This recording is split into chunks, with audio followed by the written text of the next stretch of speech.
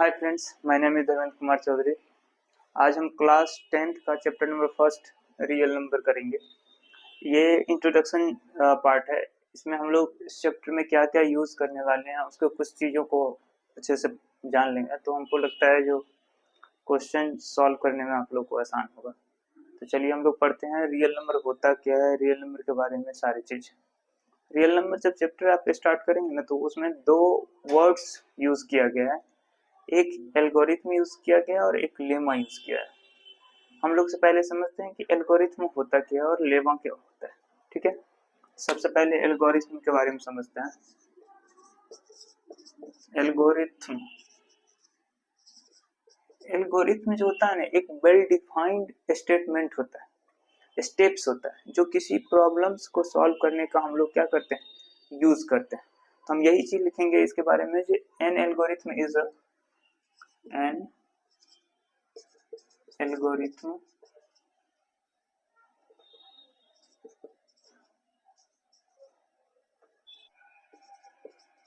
well defined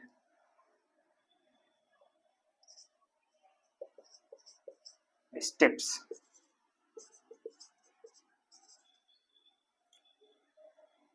It is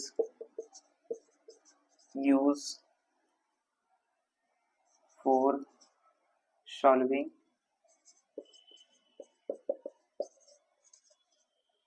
problems. सबसे पहले समझिए होता क्या है। एल्गोरिथम जो है एक वेल डिफाइंड स्टेप होता है, जिस स्टेप को हम लोग यूज करके क्या करते हैं, किसी भी प्रॉब्लम्स को सॉल्व करते हैं। स्टेप्स कहने का मतलब कि जब हम लोग शुरू से पढ़ रहे हैं कि जब स्टेप की बात करते हैं तो क्या करते हैं, एक बोडमास रूल अप्लाई करते हैं। और सबसे पहले बोडमास ब्रैकेट, उसके बाद ऑफ का, उसके बाद डिवाइड का, तो मल्टीप्लाई का, उसके बाद ऐड, और उसके बाद लास्ट में सबट्रैक्ट करते हैं। वो एक स्टेप बनाया गया है जिससे हम लोग क्या करते हैं, किसी भी प्रॉब्लम्स को सॉल्व करने का तरीका अप्लाई करते हैं।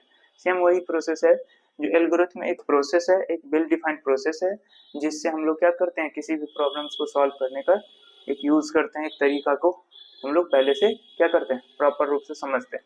जैसे लिख कर लेते हैं कि a plus B into A minus B.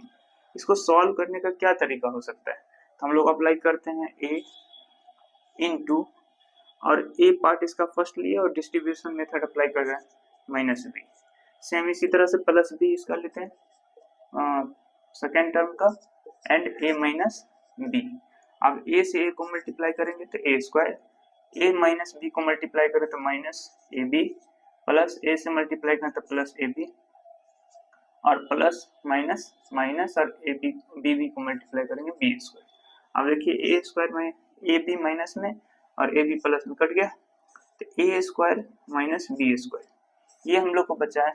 लेकिन ये हम लोग क्या किए हैं, एक तरीके को अप्लाई किए, स्टेप्स को फॉलो करते हुए उस स्टेप को पहले ब्रैकेट का प्रोसेस कर लिए, उसके बाद जहाँ पे प्लस हो रहा था माइनस हो उसका, और लास्ट में आंसर तक पहुंचे।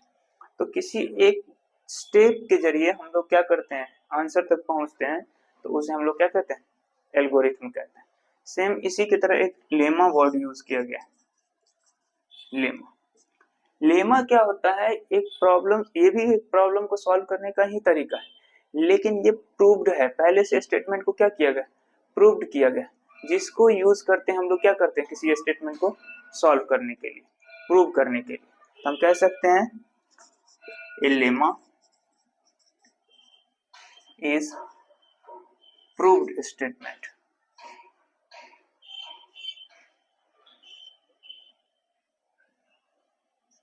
Proved statement.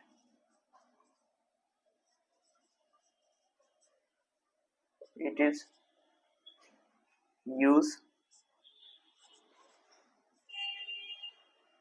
solve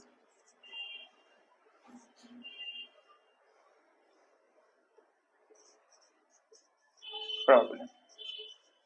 ये भी एक क्या है, प्रॉब्लम को सॉल्व करने का ही तरीका है। ये भी एक स्टेटमेंट जो दिया गया सॉल्व करने का ही, बट इसको सॉल्व करने के लिए हमको स्टेप की कोई जरूरत नहीं है। डायरेक्ट इसमें कोई स्टेटमेंट होगा जिसको पहले से प्रूव्ड होगा, और उस प्रूव को हम लोग क्या करेंगे, उस स्टेटमेंट को यूज करके और तब यूज कर सॉल्व करेंगे। जैसे इसी क्वेश्चन को हम लेते हैं A square A plus B into A minus B. अब a plus B into A minus B के लिए हमको पहले से ही एक फॉर्मूला दे गया है जो कि प्रूव्ड है पहले से, a minus B plus A plus B equal to A square minus B square. बस हम लोग डायरेक्ट आंसर पे पहुंच गए ना। तो ये एक वेल डिफाइंड स्टेप्स यूज करना है, जिस स्टेप को यूज करके हम लोग आंसर तक पहुंचते हैं। और लेमा क्या है, एक डायरेक्ट हम लोग किसी स्टेटमेंट को यूज करके और उसका आंसर तक पहुंचते हैं। बस इसी दोनों में यही फर्क है। फर्क समझ में आ गया होगा हमको लगता है। फर्क समझने के लिए हम एक बार और ये बता रहे हैं कि ये एक स्टेप्स को यूज करता है जो हम लोग बोडमास यूज करके हम लोग आंसर तक पहुंचते हैं। इसमें कोई स्टेप की जरूरत नहीं है, इसमें डायरेक्ट हम लोग किसी न किसी प्रूव्ड स्टेटमेंट को यूज करके और आंसर तक पहुंचते हैं। बस इतनी सी एल्गोरिथम समझ गए तो उसके बाद आता है हम लोग को रियल नंबर जो चैप्टर है। इसको थोड़ा अच्छे से समझते हैं कि रियल नंबर होता क्या है। प्रॉपर अगर रियल नंबर के डिफिनीशन के बारे में हम लोग जाएंगे तो रियल नंबर जो है ना वो कलेक्शन ऑफ रेशनल नंबर और इरेशनल नंबर होता है। हम लोग क्लास 9th के फर्स्ट चैप्टर ही नंबर सिस्टम में पढ़ चुके हैं कि रेशनल नंबर क्या होता है और इरेशनल नंबर क्या होता है, तो इसको वहाँ डिफाइन करने की जरूरत नहीं है। हम लोग डायरेक्ट रियल नंबर पे चलते हैं। तो रियल नंबर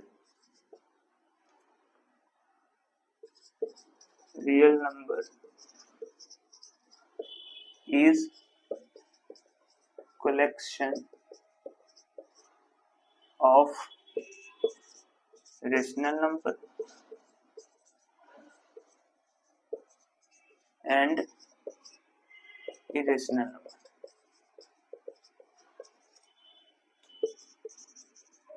नंबर्स, ठीक है। तो एक रियल नंबर वो होता है जो रेशनल नंबर और इरेशनल नंबर का कलेक्शन होता है।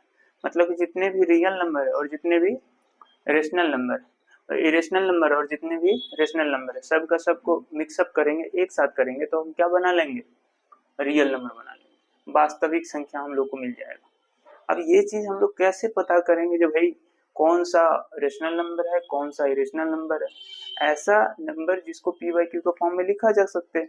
ए number is written in the form of P by Q but Q equal to not zero is called rational number. But a number is not written in the form of p by q is called irrational number। But ये direct हम लोग हर number के बारे में, तो infinite numbers होते हैं, इतने सारे नंबर्स के बारे में हम लोग कैसे एक एक चीज पता करके रखेंगे कि नहीं भाई ये जो है रेशनल है और ये इरेशनल है, और जब ये रेशनल और इरेशनल है तो दोनों को मिक्सअप करते हैं तो रियल नंबर बनता है। तो कुछ चीज तो ऐसा होना चाहिए हम लोग के पास जो किसी नंबर को देखने के बाद उस पर कुछ अप्लाई करने के बाद ये समझ में आ जाना चाहिए नहीं ये जो है रियल है और ये जो है रियल नहीं है। तो एक तरीका और है जैसे हम लोग यूज करते हैं कि रियल नंबर को फाइंड करने का कैसे पता करेंगे कि रियल है, तो उसका एक अलग ही तरीका होता है जो हम लोग यूज करते हैं। आप भी इसको यूज कर सकते हैं। A real a number of A square gives positive sign and 0 is called real number। अब एक चीज हम ये बता रहे हैं कि एक कोई नंबर है जिसको स्क्वायर करने के बाद पॉजिटिव साइन दे या 0 के दे, तब इस टाइम में हम लोग उस नंबर को कहेंगे रियल नंबर कहते हैं। जैसे एक एग्जांपल आपको हम लेकर के दिखाते हैं कि रियल नंबर कैसे फाइंड कर सकते हैं। जैसे कि √2 का स्क्वायर आप कर दीजिए, स्क्वायर कर दिए, जब स्क्वायर किए तो स्क्वायर और रूट कैंसिल हो जाता है तो 2 बचा, तो 2 एक क्या हो गया, रियल नंबर हो गया। ऐसे ही आप ये सोचिए कि 0 है, 0 पे स्क्वायर करेंगे तो 0 होगा ना, जब 0 पे स्क्वायर किए 0 आया तो ये भी क्या है, रियल नंबर है। ऐसे ही दूसरा नंबर कोई एग्जांपल लेते हैं 1/2, इसका स्क्वायर करते हैं 1/2। अब देखिए यहाँ पर पॉजिटिव साइन हुआ, पॉजिटिव साइन हुआ इसका मतलब क्या, हम लोग को पॉजिटिव और 0 होना चाहिए, तो ये भी क्या हो गया, रियल नंबर।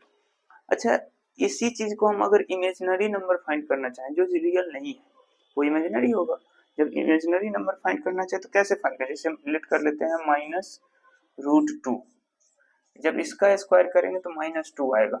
अब देखिए पॉजिटिव साइन नहीं आया ना, जब पॉजिटिव साइन नहीं आया इसका मतलब क्या, स्क्वायर करने के बाद किसी नंबर का जब पॉजिटिव साइन नहीं आया तो वो रियल नहीं होगा, वो रियल नहीं होगा तो क्या होगा, इमेजिनरी नंबर होगा। तो आप रियल नंबर्स को डिफिनीशन तो आप यही देंगे, जो रियल नंबर जो होता है वो रेशनल और इरेशनल का कलेक्शन होता है, ठीक है। बट अगर किसी नंबर को डिफाइन करने का तरीका, पता करने का तरीका हो जो वो रियल है कि नहीं, तो ये अप्लाई कर सकते हैं कि अगर कोई नंबर को स्क्वायर करें और वो पॉजिटिव साइन दे या जीरो दे तो हम उस नंबर को क्या कहेंगे, रियल नंबर कहेंगे। और इस तरह से हम फाइंड भी कर सकते हैं कि स्क्वायर कर करके देख लेंगे, जहां पे पॉजिटिव साइन आ रहा है वो रियल है और जहां पे नेगेटिव साइन आ गया वो इमेजिनरी है।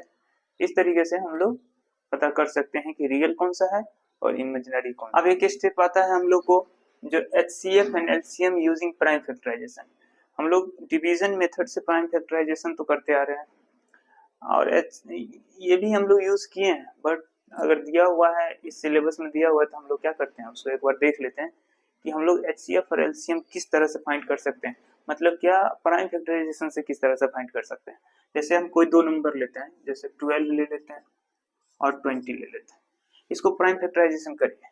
तो प्राइम फैक्टराइजेशन कैसे करेंगे, 12 पहले 2 से डिवाइड करते हैं, 6 फिर 2 से डिवाइड किए 3 को 3 से डिवाइड किए 1, ये प्राइम फैक्टराइजेशन क्या हुआ, 2 इंटू 2 इंटू 3। सेम इसी तरह से इसको प्राइम फैक्टराइजेशन करिएगा, क्या हो जाएगा, 20 को प्राइम फैक्टर तो 2 10 हो गया, फिर 2 से करते हैं 5 हो गया, फिर 5 को 1 से करते हैं 5 टाइम्स, क्या हुआ 2 इंटू 2 इंटू 5। अब LCM फाइंड करके देखते हैं, LCM ऑफ 12 एंड 20, 12 और 20 का LCM कैसे फाइंड करेंगे। अब देखिए इस नंबर में जो प्राइम फैक्टराइजेशन जो किया हुआ है इसमें 2 दोनों में से किस में ग्रेट ज्यादा टाइम आया है, तो इसमें 2 टाइम्स है, इसमें भी 2 टाइम्स है, तो दोनों में तो सेम है, तो किसी एक का हम लोग ले सकते हैं, तो 2 इंटू 2। अब देखिए 3 इसमें है बट इसमें 3 नहीं है, लेकिन एक बार तो है, 1 टाइम तो है, तो 1 टाइम अगर 3 है तो 3 भी हम लोग ले सकते हैं। सेम उसी तरह से 5 देखिए, तो 5 भी 1 टाइम है, इसमें था ही नहीं, तो एक टाइम तो जो है तो 5 भी ले, मतलब सभी नंबर को आपको लेना है, लेकिन ग्रेटर टाइम जिसमें हो, ज्यादा टाइम जिसमें हो, मोर टाइम जिसमें हो, उसका लेना है। आप देखिए एलसीएम निकाल रहे हैं तो 2 2 जा 4, 4 3 जा 12, 12 5 जा 60, तो 12 और 20 का एलसीएम कितना, 60। सेम इसी तरह से HCF फाइंड करके देखते हैं। HCF में क्या होता है, जो कॉमन नंबर होता है ना आप उसी को ले सकते हैं, दूसरे नंबर को नहीं लेना। कॉमन 1 टाइम्स में 2 आ रहा है, फिर दूसरी टाइम भी 2 आ गया, तो इसका HCF कितना 4। मतलब अगर प्राइम फैक्टराइजेशन से LCM और HCF निकालना है, सबसे पहले क्या कीजिए, उस नंबर को प्राइम फैक्टराइजेशन कीजिए। प्राइम फैक्टराइजेशन करने के बाद आप LCM जब निकालेंगे तो सबसे ज्यादा टाइम जो नंबर, सभी नंबर को तो लेना है लेकिन सबसे ज्यादा टाइम जिसका यूज किए हैं उसमें से लेना है, और जो HCF होता है वो कॉमन नंबर से लेना है, कॉमन नंबर जो है इसको लेना है और फिर मल्टीप्लाई कर देना आपको LCM। और one more thing in chapter real number, relation between LCM and HCF, LCM और HCF के बीच में क्या रिलेशन है उसको पता करना है। तो उसमें देखेंगे आप तो एक फॉर्मूला दिया है, फर्स्ट नंबर